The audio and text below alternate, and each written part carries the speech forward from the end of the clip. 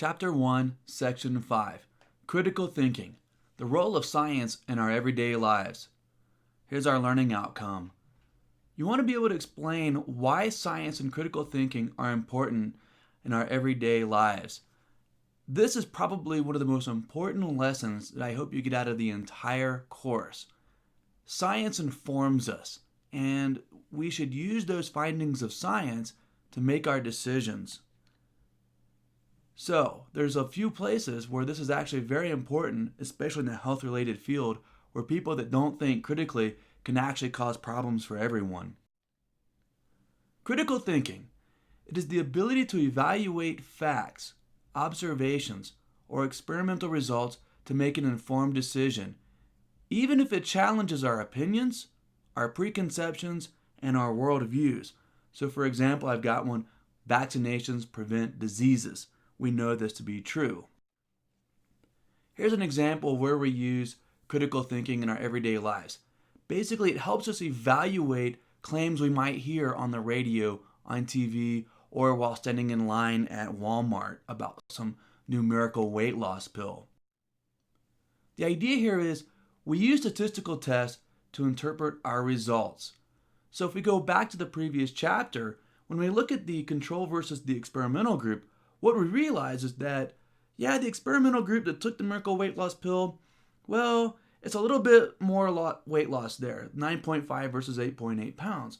But what our statistical tests showed us was that that difference is likely due to random chance, not as likely to be due to the weight loss pill.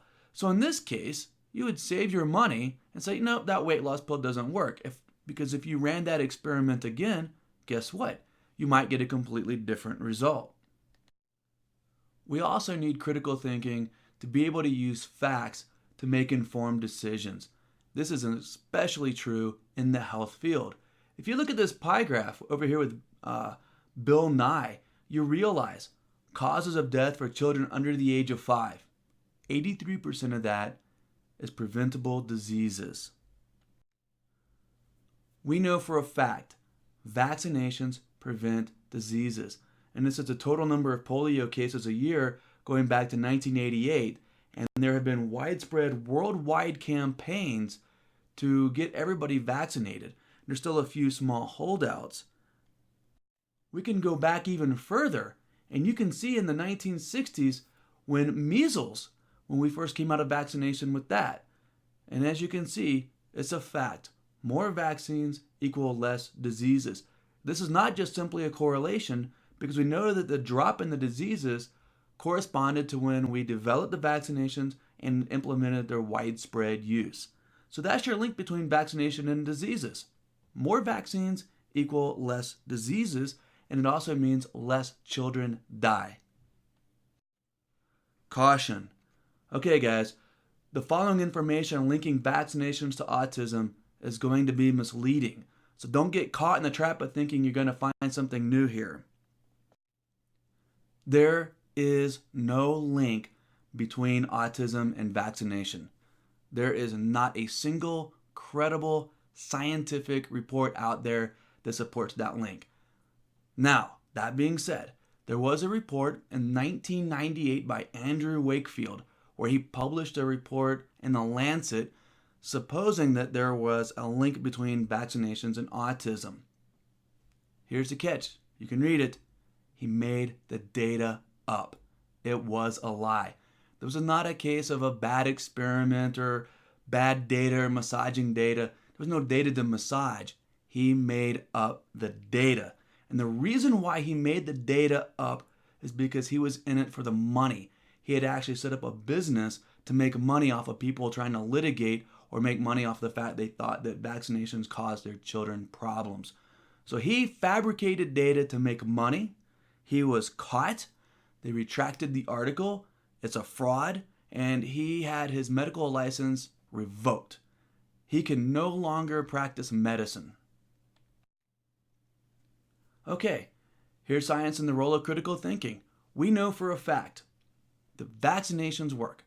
They reduce diseases.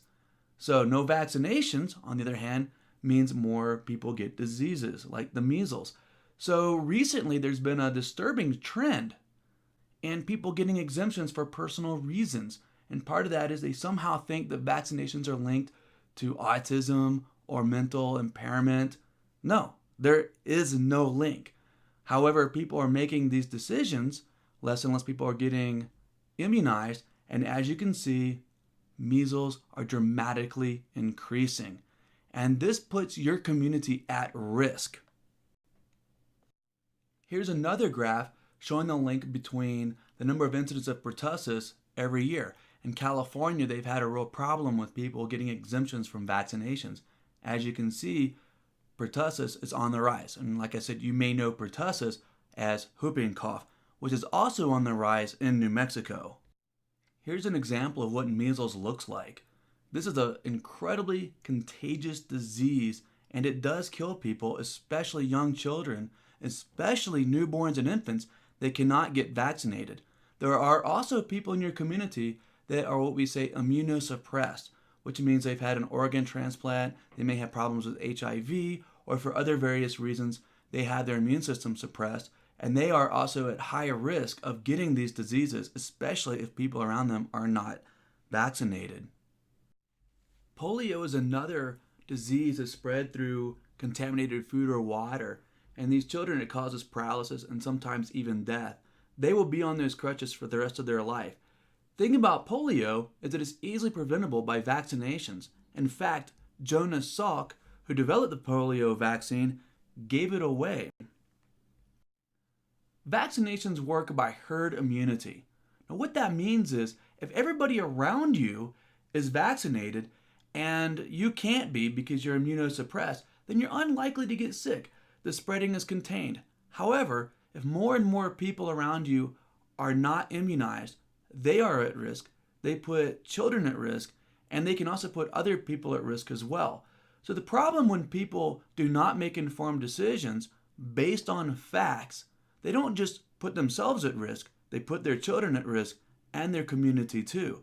So therefore, it's very important that we have a scientifically literate society that makes informed decisions about doing the right thing, like getting their vaccinations. Here's another Neil deGrasse Tyson saying that I really like.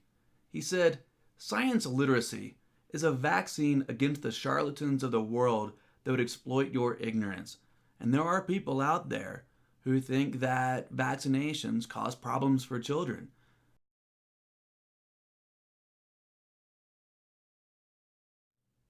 We have actually done so well eradicating whooping cough, diphtheria, measles, scarlet fever, and polio with vaccinations that many of us have never known anybody to have had those diseases. They're almost completely gone. Unfortunately, they are now back on the rise again. So, the moral of this is critical thinking matters, especially if we're going to have communities. Your decisions can affect the people around you. Chapter 1, Section 6. This is on intelligent design, how it illustrates common misconceptions regarding science. Intelligent design is an idea where people believe that complex life could not have arisen from natural causes but had to be designed by a creator. This is where it's important to understand the nature and limitations of science and be able to think critically about things you see in your world around you, like intelligent design ideas. And I've got a picture here of DNA polymerase, a very large complex molecule.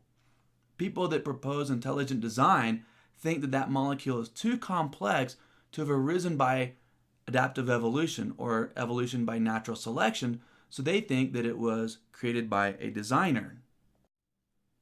However, intelligent design is not a scientific theory. The reason why is there's no way to test for a designer. There's no way to potentially falsify a designer. There's no way to observe a designer. It's like trying to observe, test for Apollo pulling the sun across the sky. These ideas are outside of the realm of science. Therefore, it's not a hypothesis or a theory. Critical thinking allows us to reject pseudoscience even when it seems really cool, like the Pastafarians here who believe in the flying spaghetti monster. So when intelligent design became a very popular idea in the media, somebody got pretty cheeky here and came up with the designer is the flying spaghetti monster. Once again, this is outside of the realm of science. And the reason why is there's no way I can test for this. There's no way I can observe it. And there's no way I can falsify it. So like I said, those are the limitations of science, and being able to think critically about ideas and results of our experiments and facts will help us in the long run.